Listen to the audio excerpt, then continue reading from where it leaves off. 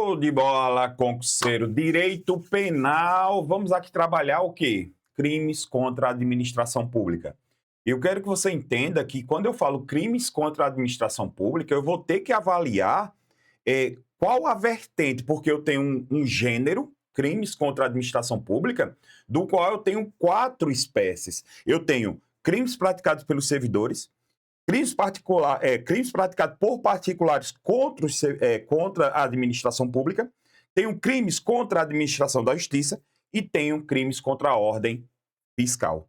Então, tudo isso é crime da administração pública, beleza? Então, veja que eu vou focar exclusivamente nos crimes, porque é o que é mais cobrado, nos crimes dos servidores públicos, chamados crimes funcionais, e nos crimes dos particulares contra a administração pública, que é o mais cobrado. Principalmente ali a resistência, o desacato, muito cobrado esse daí.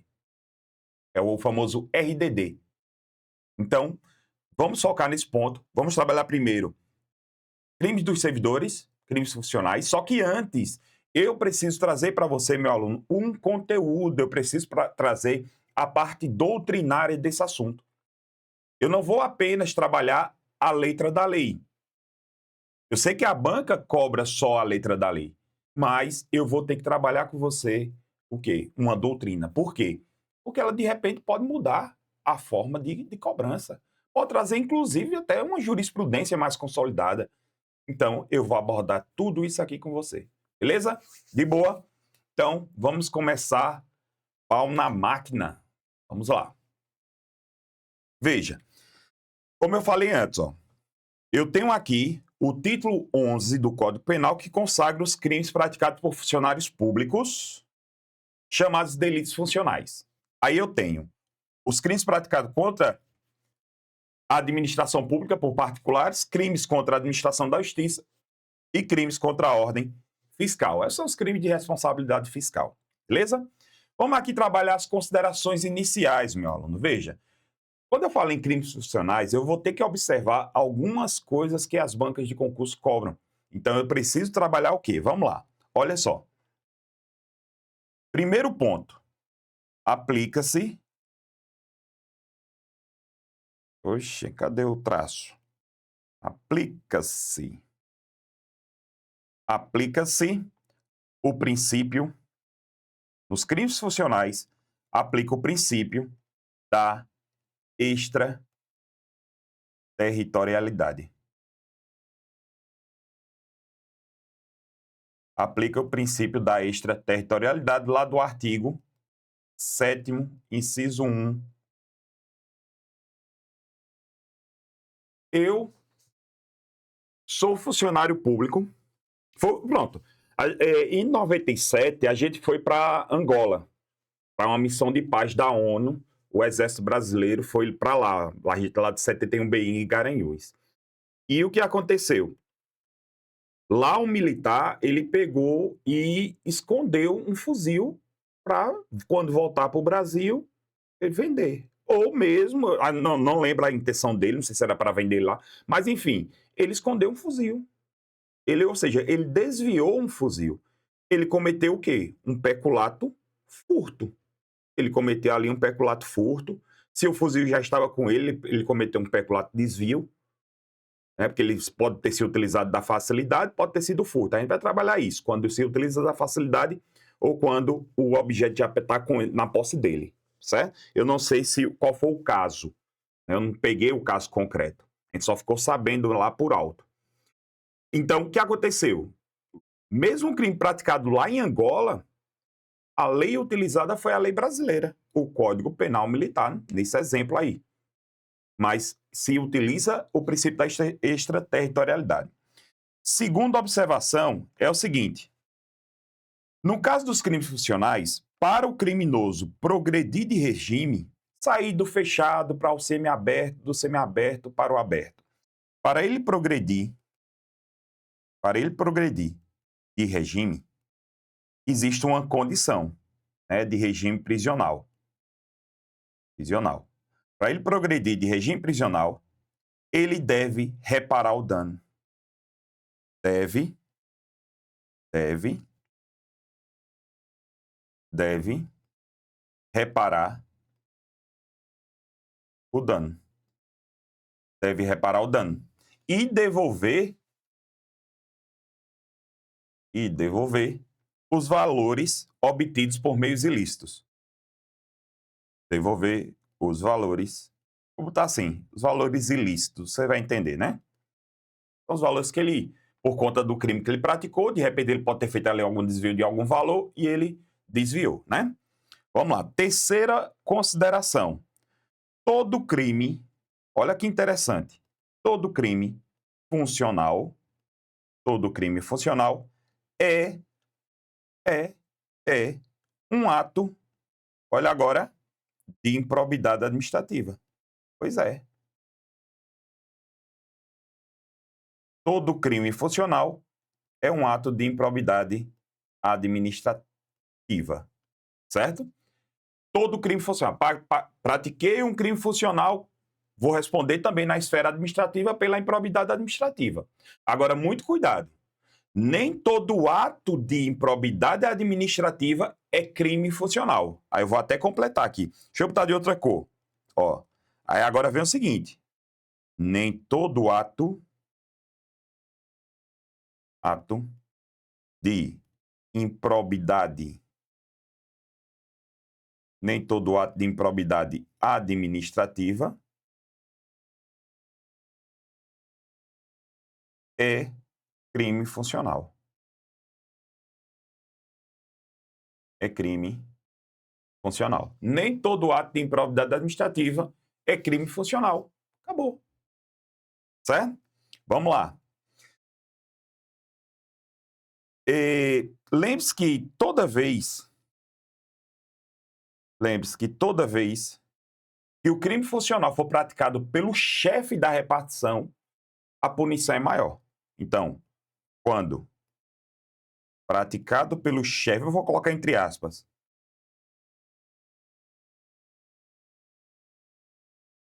Quando praticado pelo chefe, certo? Quando praticado pelo chefe, a reprimenda certo? A reprimenda é maior. Certo? Beleza? Veja, sabe uma coisa que a banca pode trazer para você, né? Lembre-se que esse material eu vou disponibilizar. Se você não teve tempo de anotar aqui, né, durante a aula pela questão da dinâmica, eu disponibilizo esse slide, então você vai ter ele em mãos, entendeu? Então depois você pode atualizar e assim, como já está anotado aqui, você tem que entender que você tem que se utilizar do mínimo esforço, né? Se já está anotado aqui, para que você está fazendo uma nova, reescrevendo? Entenda que o fato de você reescrever, você pode fazer isso numa revisão, não aqui na aula para ficar uma coisa mais dinâmica, tá joia? Vamos lá. Olha só. Pensa comigo aqui.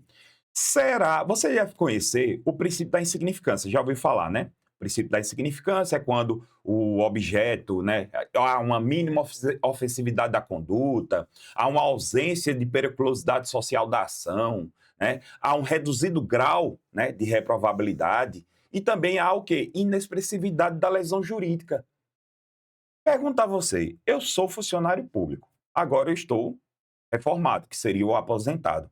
Mas quando eu era funcionário público da ativa, eu peguei um papel da repartição pública e levei para casa. Um papel. Um papel. Não, vamos colocar assim, uma resma de papel. Uma resma de papel. Eu sou professor e na escola que eu trabalho, tem lá várias resmas de papel, então todo dia eu tenho acesso a essas resmas, pego, coloco na minha bolsa e utilizo para trabalhos particulares. Pessoal, isso é só um exemplo, isso não acontece não, viu? Deixando isso bem claro, viu? Aí, não foi eu que vi, não, mas eu conheço um professor que faz isso. Filho da peste. Aí vamos lá, perdão. É porque eu lembrei por conta dele e agora estou rindo e eu vou mandar esse vídeo para ele, só de propósito. Então, olha só, o que acontece?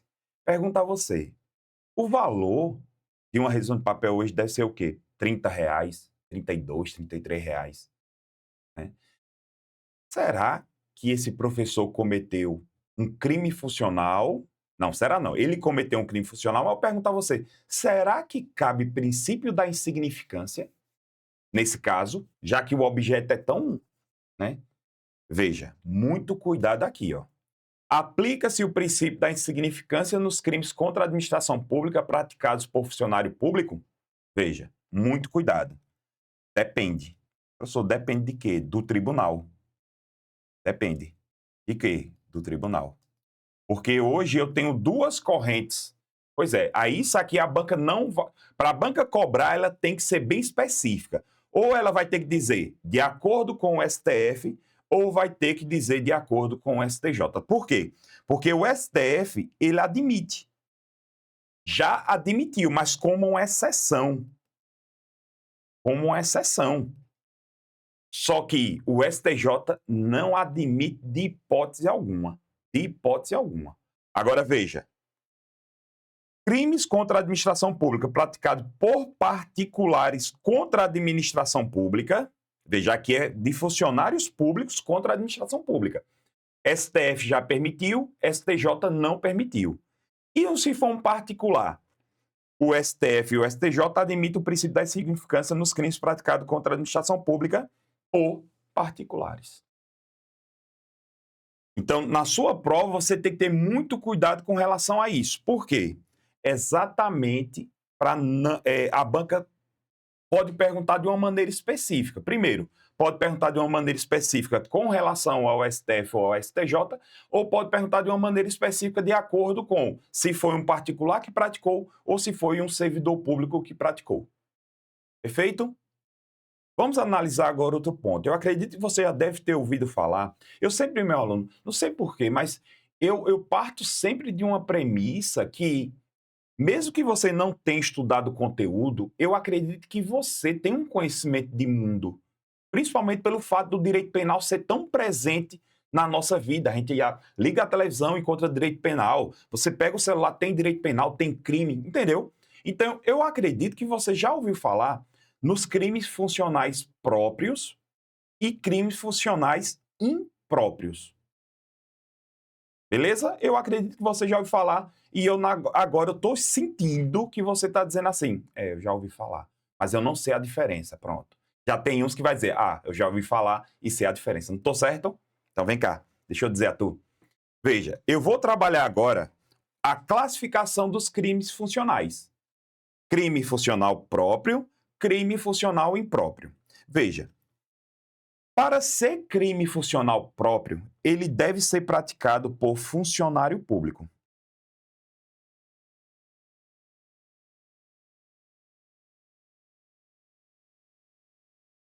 Então, funcionário público é o que a gente chama de elementar do crime.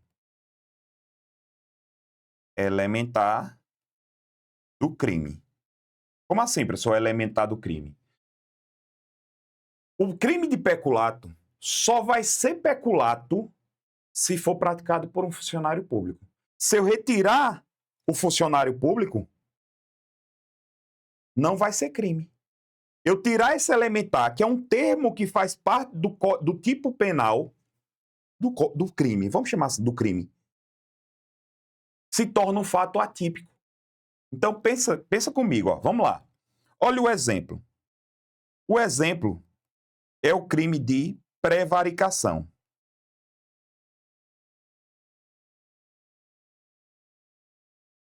Veja, o crime de prevaricação é assim, ó. Deixar o funcionário público, ó, percebeu? Deixar o funcionário público de praticar um ato de ofício, um ato que ele tem que praticar, por interesse pessoal. Eu deixei de praticar um ato de ofício por interesse pessoal. Qual o nome desse crime? Prevaricação. Se eu tirar o termo funcionário público, se você olhar no Código Penal, dizer assim, se um particular, se um cidadão deixar de praticar um ato de ofício, será que tem um crime desse no Código Penal? Não tem. Então, por isso que se eu retirar o termo. Deixa eu anotar, eu quero deixar bem completo esse resuminho aqui, tá joia? Até para você não precisar fazer um novo resumo. Veja. Retirando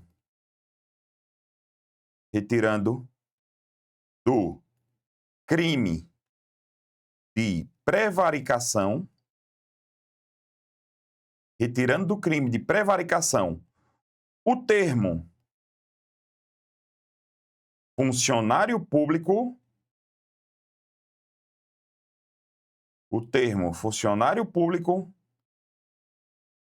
eu vou ter o quê?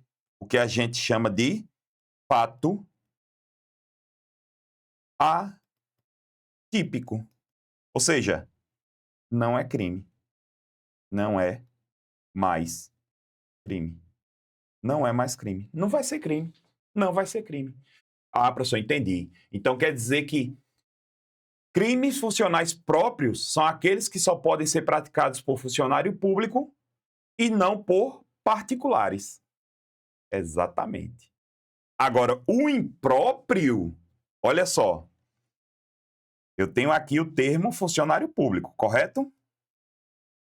Eu tenho aqui o termo funcionário público. Se eu retirar, vamos pensar aqui em um crime, peculato furto. Exemplo, peculato furto. Se eu retirar, mesma ideia, né? Se eu retirar a elementar, ou o termo, né? A elementar, funcionário público, se eu retirar a elementar, funcionário público, se torna um fato atípico? Não, não se torna. Não. Se eu retirar, é como se eu retirasse, meu aluno, não é peculato furto. Lembre-se que peculato só pode ser praticado por funcionário público. Então, se eu retirar o termo peculato, olha como é legal. Sobrou o quê? O furto. Então, veja que o que vai acontecer, e esse cara, ele vai responder o furto. Ah, professor, então entendi. Então vai funcionar assim, eu vou olhar o crime. Se eu retirar o termo funcionário público e não existir mais crime, é um quê? Crime funcional próprio. E se eu observar, retirar o termo funcionário público e mesmo assim ainda existir crime, ainda existir o fato típico, significa o quê? Que é um crime funcional impróprio. Tá joia? Impróprio. Show? Lembre-se que qualquer dúvida pode me acionar. Certo? A gente vai, depois disso aqui, a gente vai dar aquela velha e boa treinada nas questões, né? Olha lá. Só que agora eu quero saber essa pergunta aqui, ó. O particular, pessoa alheia à administração pública, pode responder por crimes funcionais? Olha que interessante. Se crimes funcionais são aqueles crimes que só, olha só o que eu estou falando, que só funcionário público pratica. Será que um particular ele vai ser punido por crimes funcionais? Mais uma vez, o quê? Depende. O particular, eu vou ter que acionar aqui o artigo 30 do Código Penal. Eu vou ter que acionar aqui o artigo 30 do Código Penal. E seria ali como se fosse a coparticipação, né? Perdão, coautoria, a participação, o auxílio. Só que eu vou ter que utilizar o elemento subjetivo. Olha só, estou batendo na minha cabeça. Subjetivo, ou seja, o que eu estou pensando. Então você vai dividir da seguinte maneira: se o particular, certo? Se o particular sabe que o outro autor do crime é funcionário público,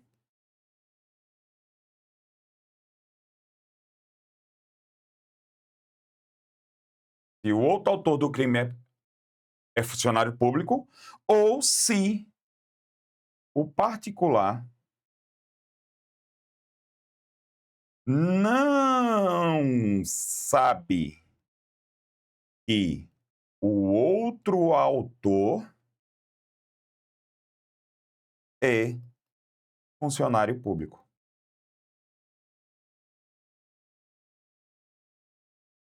Olha só que interessante. Vamos lá, vamos ver aqui um exemplo? Ó, eu trabalhava no Corpo de Bombeiros, sou funcionário público, e chegou uns computadores novos lá no quartel. Zero. Uma bala. 200 GB de memória SSD. 200 mil GB de memória SSD. Ah, Maria. Então, olha só. Aí eu faço, rapaz, como é que eu vou levar esses computadores? Eu preciso de uma picapezinha, de uma Pampa. Já ouviu falar numa Pampa? Pois é um carro da Ford, antigão. Uma Pampa linda. Sempre achei muito bonita ela. Uma Pampa. Meu primo tem uma Pampa. Olha o que eu falei. Meu primo tem uma Pampa. Chego para ele e digo, primo, tem uma parada muito boa ali. Tem uns computadores lá no quartel e eu tenho a chave. Bora pegá-los? Meu primo, oxi, na hora. A gente pega os computadores. No momento que a gente está saindo do quartel, a gente é pego. Eu vou responder por peculato furto. E meu primo? Eu vou responder por peculato furto pelo fato de ser funcionário público, concorda? E meu primo? Ele vai responder por furto? Vai responder por peculato furto também. Sabe por quê? Porque ele sabe que eu sou funcionário público. Se por acaso ele não soubesse que eu seria funcionário público, que eu sou funcionário público, aí sim, ele responderia apenas por furto. Então vamos lá. Como é que funciona? Você vai anotar assim, ó, agora. Se o particular sabe que o outro autor do crime é funcionário público, responde pelo crime funcional. Responde pelo crime funcional. Se o outro autor não sabe, não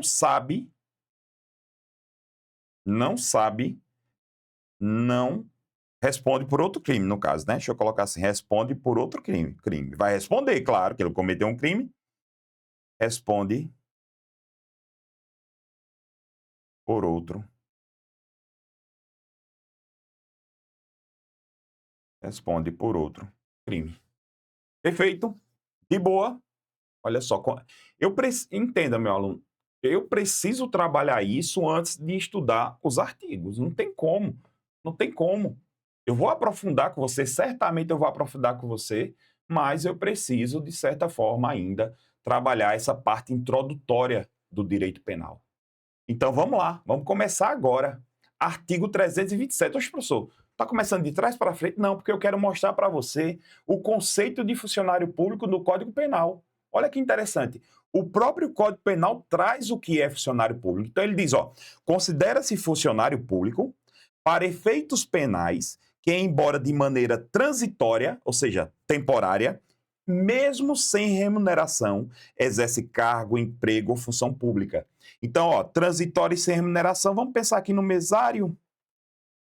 O mesário, ele cobrou um valor para que o cara pudesse ir para a cabina de votação com o celular, porque você viu que a gente tinha que deixar o celular lá, né, na porta ali na mesa do coisa. Pronto. Aí eu paguei a um cara, que era o mesário, para ele me autorizar a levar o meu celular. Veja, o que aconteceu aí? Ele vai responder por corrupção passiva. Mesmo que ele seja o quê? Mesário, ele esteja ali de maneira temporária, mesmo que ele esteja ali sem remuneração. Mas ainda eu vou mais além. É que para se a funcionário público, quem exerce cargo, emprego ou função em entidade paraestatal. Sistema S, é o famoso Sistema S. SESI, SESC, SENAI. Pois é, entidade paraestatal. E também quem trabalha para empresa prestadora de serviço. Então, vamos lá. Chamei aqui, é por isso, deixa eu explicar para você, não sei se você sabe, Mas as empresas concessionárias, seus funcionários, eles não podem entrar na sua casa. Os funcionários deles não podem entrar. Eu tive um problema de falta d'água, que aqui onde eu moro tem... Porque, na realidade, eu moro... Só para explicar para você, para fazer o contexto, né? Eu moro numa cidade próxima a Maceió, chamada Marechal Deodoro. Eu moro aqui próximo à Praia do Francês, Massagueira. Eu moro na Massagueira, que fica próximo à Praia do Francês, e depois vem Marechal. É uns 30 minutos ainda para chegar lá, daqui. É mais perto para Maceió. Aí, veja, dentro desse contexto, você sabe o que aconteceu em Maceió, né? 5 bairros lá afundou. Então, a galera tá vindo tudo para cá. Quando eu comprei essa casa aqui, só tinha mato. Nem calçada a minha rua era dela. Não, só tinha mato, não tinha ninguém. Eu só tinha só um vizinho aqui e não tinha mais ninguém ao redor, nada. E o que aconteceu? Quando aconteceu esse negócio em Maceió, foi só a galera, todo mundo para cá. Então, antes de chegar aqui, tem 200 mil condomínios agora. Condomínio luxuoso. Aí agora, depois disso, falta água, falta energia, porque não comporta mais. Constantemente é falta de água, falta de energia. Então, como eu estava com problema de falta d'água aqui, eu solicitava com a empresa de água para que eles trouxessem um caminhão-pipa, né? Claro que eu fiz um pedido, aquele velho pedido de professor de direito, né? Você sabe como é, né? Fiz um pedido administrativo, não precisa entrar na justiça, não. Só um pedido administrativo de 4 páginas só. Facinho, facinho. Aí, de boa, ligo, parece que acende uma luz lá. Eles mandam um caminhão-pipa para cá. Agora não, que resolveu, né? Mas eles mandavam um caminhão-pipa. Quando eles chegavam, eles batiam na minha porta, eu tinha que pegar a mangueira, conversa da porra, eu tinha que pegar a mangueira, conversa já é uma hora dessa. Então, mas vamos lá, a mangueira do coisa, deixa de conversa, não era do servidor, não. Aí eu tinha que pegar a mangueira e botar dentro da minha cisterna. Olha a conversa da... Olá ele, né? As pessoas vocês fazem, olá ele. E eu tenho que botar na minha cisterna. Cara, aí eu perguntei, meu irmão, tem como tu... Aí disse, não, infelizmente a gente não pode entrar. Por quê? Porque se por acaso um funcionário desse aqui entrasse aqui na minha casa e por uma ocasião ele furtasse algo, ele ia responder por crime funcional. Pois é, ele iria responder por crime funcional. Porque ele é o quê? Faz parte de uma prestadora de serviço. Contratada, olha, contratada, foi isso, ou conveniada para a execução de atividade típica da administração pública. Entendeu, meu aluno? Então é por isso que eles não entram, exatamente para não ter esse problema. Sacou? Beleza? Veja, às vezes a gente precisa trazer assim uma história para tentar contextualizar, mas eu tô ligado que você vai lembrar de tudo. Aliás, não vai lembrar disso, mas vai lembrar que dizer que eu segurei na mangueira do cara, né? Eu sei que você vai dizer isso. Mas é, olha lá ele, né? Beleza? Show de bola? Então, vamos avançar. Vamos avançar aqui, certo? Vamos avançar. Veja, o advogado dativo. Você já ouviu falar no advogado dativo? O advogado dativo é assim, ó. Lá no fórum, quando você está lá esperando a audiência, é muito comum, eu digo a você, é muito comum chegar pessoas sem advogado e a defensoria pública está muito ocupada, não ter defensores públicos suficientes. Então, às vezes, chega o chefe da secretaria da vara lá, da vara, pessoal, vara é o local do tribunal lá, a sessão, viu? Não é outra coisa não, porque vocês ficam... Eu sei, sabe por que eu falo isso? Porque eu sei que tem aluno que tem a mente tão poluída no mundo que chega a dar agonia. Então, veja, a vara é a sessão lá, né? Sexta vara, sétima vara, entendeu? Eu tinha um professor que sempre dizia, Jean, eu ainda vou ter o maior orgulho de ir lá na sua vara. Olha, vê o que meu irmão, ele falou isso na sala, meu irmão. E na época, é aquela ideia, né? O cara, quando começa a fazer faculdade de Direito, quer ser juiz, quer ser promotor. Eu não, eu resolvi ser professor. Mas em breve eu voltei a estudar, claro, vou fazer o Enem e tudo mais. Mas vamos voltar. O que seria o advogado dativo? O advogado dativo é aquele advogado que é chamado para um ato específico, ele não foi contratado pelo cliente. Acontece assim, o chefe da secretaria sai à porta da vara, aí ele olha assim, vai procurar logo o quê? Alguém de terno e gravata. Aí faz, doutor, por favor. Aí quando o cara chega lá, todo bestão, pensando, eu caí já nisso, né? Eu já caí, que eu, né, sem saber de nada, agora eu sei. Aí eu cheguei lá, tem como o senhor fazer aqui um dativo? Aí eu lembrei, né? Dativo, sim, era um cara criminoso, né? Um cara criminoso, tinha furtado um negócio lá. Agora foi o quê? Ele tem furtado umas material de construção. Material de construção não, ferramentas de material de construção. Aí o que aconteceu? Eu fiquei lá na audiência sem saber de nada. Olha, é por isso que, agora veja, o judiciário ele falha muito também. Porque, olha, eu era o advogado do cara, dativo, e, cara, não sabia de nada. Não sabia de nada do que tinha acontecido. Eu rapidinho lá peguei o computador, o secretário lá me mostrou, dei uma lida rápida ali no que tinha acontecido e pronto. Qual era a minha função ali? Que é a função do advogado, não é defender o cara. Na realidade, o advogado ele defende o quê? Que o cara tenha seus direitos preservados. Aí eu fui perguntar se teve audiência de custódia, se ele estava preso preventivamente. Eu fiz ali algumas perguntas para o juiz me esclareceu. Então, ele foi, né, que era uma audiência para ouvi-lo. Era só para ouvi-lo. Aí o que é que eu fiz? Eu cheguei para ele e disse, meu irmão, aí eu disse, doutor, com excelência, permissão para tomar uma experiência de professor de concurso, né? Eu usei mais a experiência de professor de concurso. Aí eu disse excelência, eu posso ter aqui uma parte aqui com o meu cliente? Eu chamei ele, fui para outra sala e fui conversar com ele. Aí eu perguntei, só, meu irmão, tu praticasse isso, tal? Ele disse, não pratiquei não sei o que, tal. Ele não me conhecia, ele não ia dizer, né? Aí ele disse, pronto, então você já falou o quê? Eu disse, eu já falei isso assim que não foi eu, foi um cara que é conhecido meu, eu estava no lugar errado, na hora errada. Aí eu cheguei e disse, não, então beleza. Pronto. Quando o Ministério Público começou a fazer as perguntas, o que é que eu fiz? Meu cliente se reserva ao direito ao silêncio. Fazia outra pergunta, meu cliente se reserva ao direito ao silêncio. Fazia outra pergunta, meu cliente se reserva ao direito ao cliente. Porque lá na sala, quando eu estava com ele, eu perguntei, tu tem advogado? Ele disse, tem não, mas eu tenho defensor público. Aí eu disse, pronto, e ele não pôde vir hoje. Aí eu disse, pronto, então a gente vai fazer isso. Eu vou dizer que você se reserva ao direito ao silêncio, vão marcar outra audiência e lá possivelmente vai ter um defensor público para você. Pronto, acabou. Então eu passei a audiência toda fazendo isso, acabou. Assinei lá o papel e fui embora. Aí eu pergunto, eu vou receber esse valor? Em tese é para receber, mas só Deus sabe quando. Então o advogado dativo é para isso, é para aquele ato. É chamado também de advogado ad hoc. Ad hoc.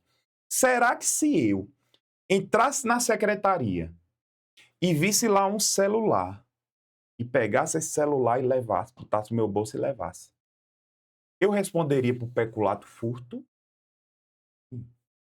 Sim. Responderia sim. Certo? Então, veja como é que funciona, olha só. Aqui seria o famoso o quê? Porque aqui eu seria o quê? Temporário. Eu seria um servidor temporário. Beleza? Mesmo sem remuneração. Show de bola? Pronto. Então, bloco seguinte, vamos trabalhar agora os artigos da lei. O primeiro deles, o tão conhecido peculato. Tá joia? Vamos embora. Você corre lá e já esmaga o dedo no bloco seguinte. Tamo junto. Valeu.